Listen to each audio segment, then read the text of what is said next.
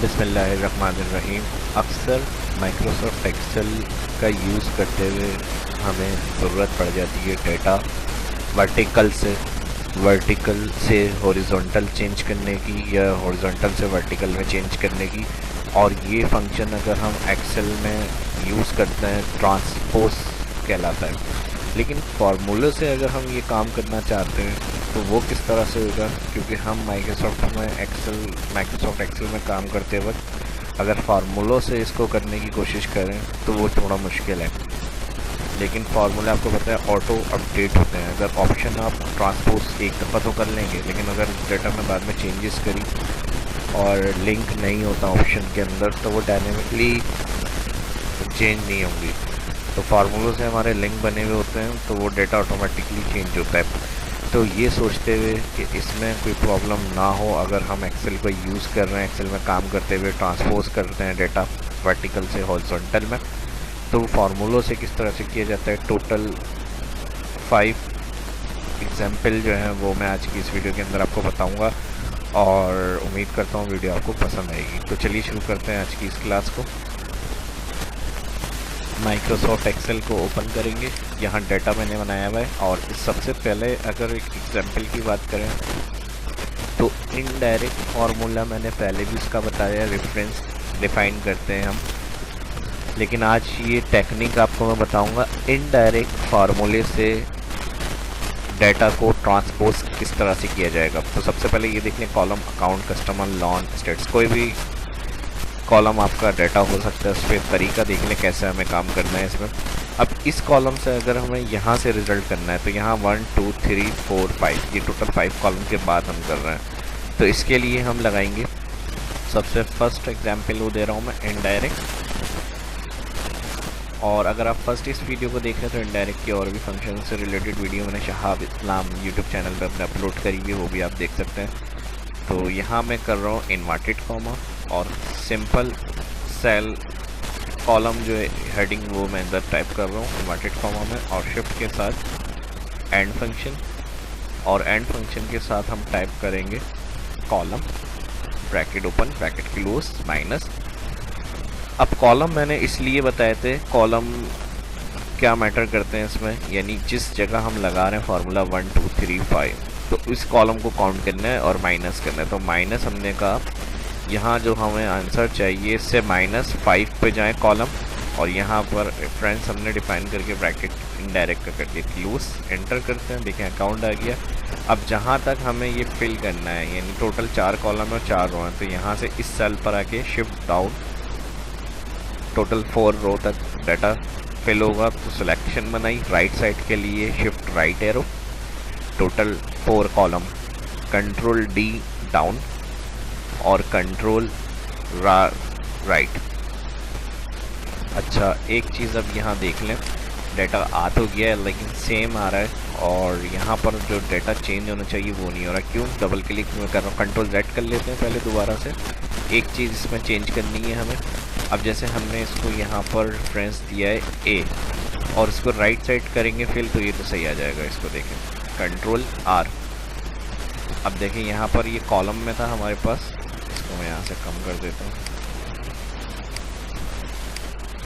और ये रॉ में आ गया। लेकिन अगर हम डाउन साइड इसको ड्रैग कर रहे हैं तो ये क्या मसला आ रहा है इसमें और किस वजह से आ रहा है, क्योंकि अगर हम सेकंड रॉ में आ जाए, F2 एडिट के लिए होता है सेल, F2 प्रेस किया मैंने तो ये कह रहा है A ही है यहाँ पर, लेकिन हमें A नहीं चाहिए, B चाहिए।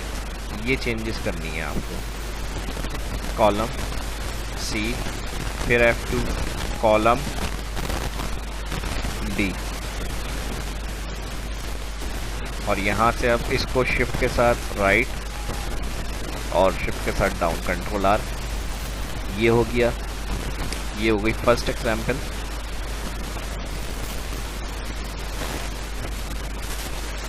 एग्जाम्पल 1।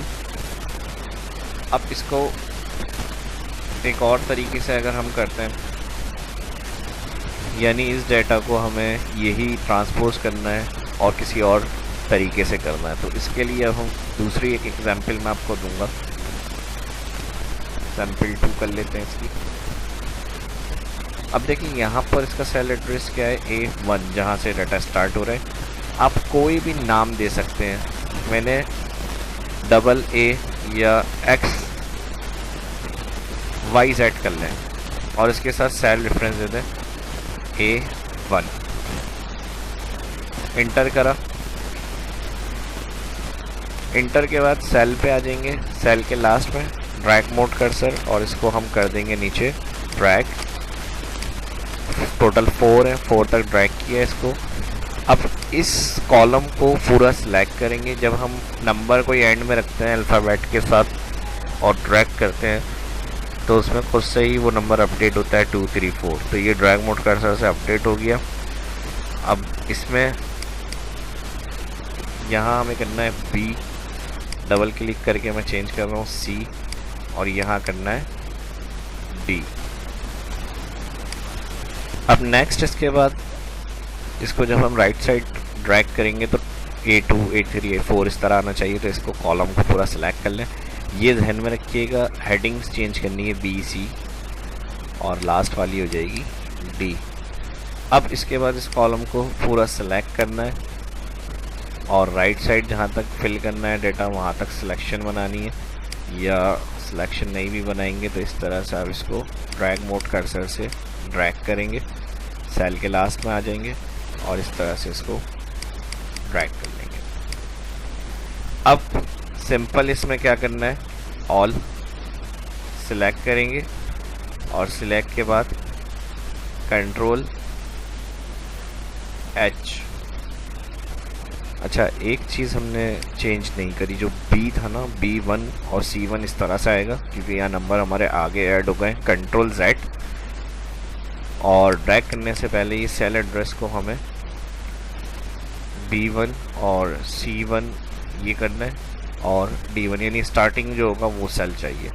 अब हम इसको जब हम राइट साइड कॉलम के लिए लेके जाएंगे तो A2 B2 C2 इस तरह से ये अपडेट होगा। तो इसको सिलेक्ट कर लें, सिलेक्ट के बाद ड्रैग मोड कर्सर से इसको ड्रैग कर लें। ये होना चाहिए इस तरह से। All select control H for replace. अब यहाँ पर आपको टाइप करना है जो अल्फ़ाबेट यूज़ किए हैं, YZ एक्स्ट्रा थे, इसको मैंने यूज़ किया और बाकी A1 B1 इस एलएडएस से तो इसको टाइप नहीं करेंगे और रिप्लेस विथ में इक्वल का साइन देंगे बस। इसके बाद रिप्लेस ऑल पर क्लिक और जैसे ही देखें यहाँ पर रिप्लेस होगा टोटल बताएगा all done we made 16 replacement, okay. और यहाँ से इसको क्लोज। वही सेम काम जो इससे किया था फॉर्मूले इनडायरेक्ट की मदद से, वही हमने कर दिया रिप्लेस फाइंड की मदद से। और एक टेक्निक थी वो मैंने आपके साथ शेयर करी है। और इसी को अगर फार्मूले से करते हैं तो फार्मूले से ये काम करने के लिए ट्रांसपोज एक फार्मूला होता है, वही सिलेक्शन बना ले पहले जहाँ तक डेटा आपको फिल करना है, डाउन और राइट। सिलेक्शन बनाने के बाद यहाँ पर आप टाइप करेंगे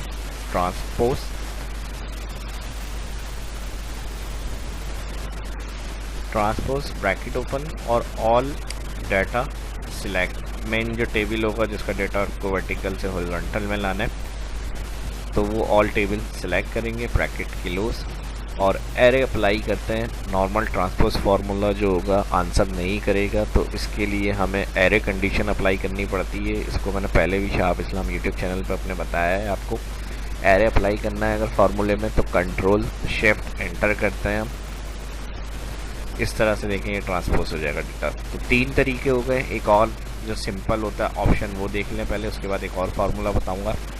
अगर हम इसको ट्रांसपोज करें कंट्रोल C तो सिंपल ऑप्शन के लिए जहाँ कन्वर्ट करना है वहाँ सेल पे आ जाए, कंट्रोल ऑल्टर V और यहाँ दिया हुआ होता है ट्रांसपोज।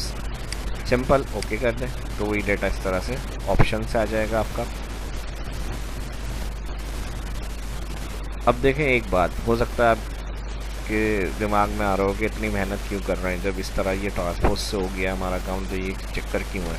अब यहाँ पर ये सेल है, इन सबका रेफरेंस है इसमें। अगर मैं यहाँ पर इन तीनों जगह पे चेंजेस करूँ, अप्लाई हुई 4848 ऑप्शन ने नहीं किया तो ये वजह होती है। अगर फार्मूले से करते हैं तो वो चीज़ अपडेट होगी, ऑप्शन से एक दफ़ा हो गया लेकिन उसके बाद दोबारा आपको वो चीज़ चेंज करनी पड़ती है। तो इसलिए ज़रूरी होता है माइक्रोसॉफ्ट एक्सेल में फार्मूलों का यूज़ करना और उसका तरीका किस तरह से अप्लाई किया जाता है, कैसा हम यूज़ उसका कर सकते हैं, कौन से फार्मूले का, वो मेरी कोशिश होती है कि आपको मैं बताऊं और समझाऊं।